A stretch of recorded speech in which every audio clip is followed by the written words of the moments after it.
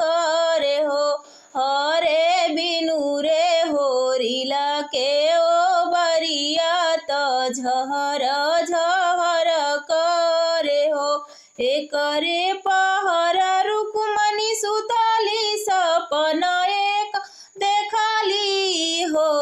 अरे पाचहियाम के घवदी खोइछा कहू डालेला।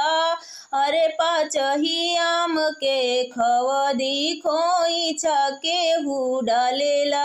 दूसरा पहर रुक्मणी सुतली त सपने देखाली हो।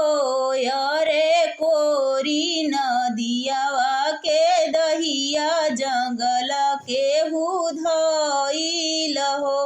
तीसरा पहर रुक्मणी सुतली सपन एक देखाली। सपन एक देखाली न हो। अरे लाल बरन के घुना घुनवा सोचियावे पर धैली। अरे लाल बरन के घुन घुनवा से जियावा पर धैली। चौथा पहर रुक्मणी सुतली सपन एक देखाली। सपन एक देखेली हो। यारे सावरे नवरन के होरिलावा से जियावा पर खेलेला हो। अरे सावरन बरन के होरिलावा से जियावा पर खेलेला हो। रघुबर के बहिना रानी रुक्मणी चारही भैया के बहिना पनिहारिनी हो। हरे धवर बछारू के मूर्त छिटकी परिय गैली गर्भ रही गैली हो। अरे धवरा बछारुआ के मूर्ति छिटकी परी गैली गर्भ रही गैली हो।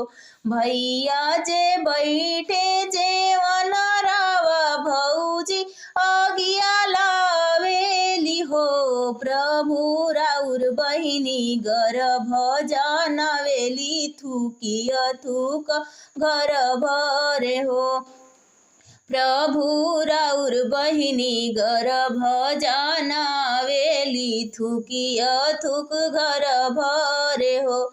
भैया बहिना बोलावेले बगल बैठावेले बगल बैठावेले हो। बहिना कवने बालकवा लो भैलूटी गर्भ जानवेलु हो। बहिनी कवन बालकवा लो भैलू त गर्भ जानवेलु हो। चारही भैया के बहिनिया बहिनिया पानी हारिनी हिनिया पानी हारिनी हो। भैया घवरे बछरुआ के मुतावा छिटिकले त